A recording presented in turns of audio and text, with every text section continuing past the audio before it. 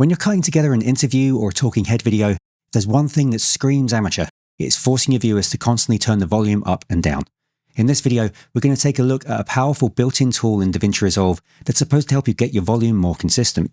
I'll walk you through its three major elements step by step, but there's one part of this workflow that might not work the way you hope, and another that I think is completely broken, so I'm going to show you what to do instead. Just so we're all using the same terminology, we're talking about the concept of dynamic range. Now that's just a fancy term for the difference in volume between the quietest parts of your dialogue and the loudest parts. In a raw recording, that range can be huge. And we're not going to make every single syllable sound the same volume, because that would sound really weird. We're just going to get the loudest moments and the quieter ones closer together, while still sounding natural. One thing I should mention, before we get to work trying to improve the dynamics of our audio, it's super important that we do some cleanup first using EQ. We want to make sure that we've cut out any horrible frequencies so we don't accidentally make them even louder. Now, I've made a whole video about working with EQ for dialogue, so if you need a refresher, I'll link to that in the description below. The tool we're going to be using is the Dynamics panel. Now, this is something you apply to an entire track, not an individual clip. You can access it in a couple of different ways. If you're working on the Fairlight page, open up the mixer panel by pressing that button near the top right-hand corner of the UI. Now, towards the top of each track in the mixer, you'll see a square with a diagonal line running through it. Double-click that, and the panel will pop open. If you don't want to work in Fairlight, you can also access it on the cut and edit pages. Open up your mixer panel the same way as before, and at the top of each track, you'll see some letters: FX, DY, and EQ. Press the DY letters on the track you want to work on, and the panel will pop up. Back on the Fairlight page, you'll see those same groups of letters on the mixer, but they perform a completely different function here. We're going to use them to make sure the EQ gets processed first, then the dynamics. When you press on those letters, you'll see a list with the three processes in different orders. There are several options where we've got EQ working before the dynamics, but I'm going to pick EQ, dynamics, and effects, and the reason for that will become clear a little bit later. Okay, let's open the dynamics panel back up. Now, this might look a little intimidating at first glance, but that's because it's got three different effects in one that you can see along the bottom half of the panel. Think of them as a three-person audio crew for your voice. First up is the expander and gate. This is your cleanup crew. Their job is to get rid of background noise in the pauses where you aren't speaking. Next, you have your compressor. This is your leveler, and it's the most important tool for getting consistent volume. You use it to automatically turn down the parts of your voice that are too loud, and that means you'll be able to turn up the overall volume so the quieter parts are easier to hear. And finally, you've got the limiter. This is your security guard. Its job is to make sure no sound, no matter how loud, ever gets above a certain volume. You can use all of these effects, or you can pick and choose. We'll go into way more detail about each of them in a minute, but I need to show you around the top part of the panel first. Working from left to right, the first thing you see is the Enable button to turn this effect on and off. Above that, you'll see a drop-down menu with a list of presets, and you'll be able to add your own to that list, so make sure you keep watching until the end. Then you'll see the letters A and B with a little arrow in between them. Think of A and B like two saved versions of your settings. It's like taking two screenshots of the same setup so you can compare them. When you click A, you're hearing and seeing version A of the dynamic settings. When you click B, you're hearing version B. Everything in the dynamics panel is included: the expander, compressor, limiter, all the dials and values. Now, this makes A and B really useful for comparison. For example, you might set A to be a light compression that sounds natural, and then set B to be a heavier compression that sounds more punchy. Then you can click back and forth between A and B and hear the difference instantly. The arrow in the middle is a copy button. The arrow shows which direction the copy is going to go. If the arrow is pointing from A to B, clicking it copies all of A settings into B. If it points the other way, it copies B into A. Then we've got this circular arrow that's going to reset all of the changes you've made to the default values. And this three-dot menu lets you copy and paste settings from one track to another. Now we're going to look at all the meters and graphs. Back on the left-hand side, you'll see a meter showing the volume of the dialogue before you do anything with this effect. Right next to it is a dynamics graph. This is going to give you a real-time animated display that shows what changes you're making to the audio when you start using the effects below it. The x-axis here on the bottom shows the input signal level. The y-axis on the side shows the output level. There are different blue lines which represent threshold levels of different effects. Now, don't worry, I'm going to explain what that means here in a minute. The light green line represents the dynamics curve. That's going to change shape depending on the settings you change. The light green balls that animate when the audio is playing are going to show you how the settings affect the signal as it moves above or below the threshold. The smaller lines that appear on the edge are there to show you exactly where the input and output levels are. If you're working on the Fairlight page, the image on the channel strip shows a simple static version of the graph, so you can see quickly what adjustments you made, but you can't actually change the settings using that little image. You've got to open the panel back up by clicking on it. Next to that, you'll see 3 meters showing gain reduction, which means how much the volume is being turned down by each of the 3 effects. Then we have the makeup gain slider, which we're going to come back to in a bit, and then a meter showing the output volume after the effects have been applied. So you can compare the final volume to where you started with the input meter on the left. You also have a sidechain meter, and we're not going to be touching on that part of this effect because it's not really within the scope of what we're learning here today. But very briefly, this is a method of automatically turning an effect on and off by using another track as a trigger. So say you have a dialogue track and a music track. You can set the dialogue as the trigger and the music as the target.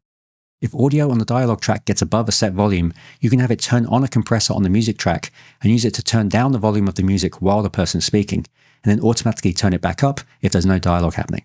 Like I said, a bit out of scope for this video, but if that's something you're interested in learning more about, let me know in the comments and I'm going to add it to the list. Now, the normal workflow follows the order that the effects are laid out. First, we clean up the noise. Second, we control the volume. And third, we protect the peaks. So let's get started. You'll notice the first effect is actually 2 in 1, and so you're going to need to pick which one you want to use. But what's the difference? Think of a gate like a soundproof door.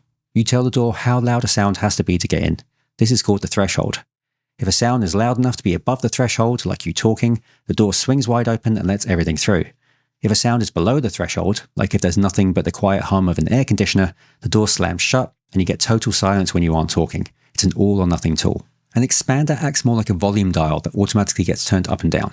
Just like the gate, it's got a threshold, but instead of slamming a soundproof door shut, it just turns the volume down during the quiet parts. If the sound is louder than the threshold, it stays at normal volume. If the sound drops below the threshold, the expander says, let's make this even quieter so nobody notices. So it doesn't cut the sound off completely, it just turns it down by the amount you choose. So if you are going to use this section for dialogue, I almost always recommend using the expander because it's a more subtle effect. We'll enable this section by pressing the button right here, and then make sure we're on the expander part by clicking on its name. Our goal is to set the threshold just above the background noise, but well below your actual voice. Here's an easy way to do it. Find a silent spot in your recording and loop it by marking an in and out point, enabling the loop button right here, and then pressing Option along with the / key. As it plays, watch the input meter. You'll see the level of your background noise. Now just slowly dial in the threshold control until it's a little bit above that. The ratio controls the rate that the signal will drop, and the range controls by how much. The other controls fine-tune how it works. Attack adjusts how quickly the effect kicks in. Hold controls how long the expander is kept open after the input has fallen below the threshold. And Release adjusts how quickly the volume turns back up once the sound goes past that threshold again. Now you're going to hear me say this a lot, but with all of these effects, there's no magic number that I can tell you to use. It's going to be completely dependent on the audio that you're dealing with. Now, if you've got audio setups that always sound the same, like my situation here, where it's the same person talking into the same microphone in the same room, you're going to be able to create presets that will save you from having to make these same tweaks every time. Now, we'll get into that later in the video. But here's the thing with this effect. If you've got a constant kind of quiet noise in the background, that's still going to be present when the dialogue is coming out the speakers. So sometimes I feel like turning the volume down in between words or sentences can actually draw more attention to the fact that that noise is present. Now, because of this, instead of using this effect, I'd rather use some kind of noise reduction effect. So it also turns down or removes the noise while the person is speaking, not just in between. Now, there's lots of options for this. There's the built-in noise reduction effect. There are a ton of third-party plugins like this one from iZotope, which is part of the RxFX bundle. Or if you've got the paid studio version of Resolve, you have access to the AI voice isolation effect. If this expander works for you, then great, go ahead and use it. I just wanted you to be aware of all the limitations. Now, the next step is the compressor, and this is where the bulk of the magic happens. Just like before, our most important setting is the threshold, but this time the compressor affects the audio that goes above the threshold. We want to set it so it only starts working on the louder parts of the speech. A great starting point for dialogue is usually somewhere between -15 and -25, but again, this is going to depend on the recording you're working with. Next up is the ratio. This decides how much the compressor pushes the volume down. Now for dialogue, we want it to be transparent. We really don't want to hear it working too hard. I find a ratio between 2:1 and 4:1 is usually the sweet spot, but again, this is for you to experiment with.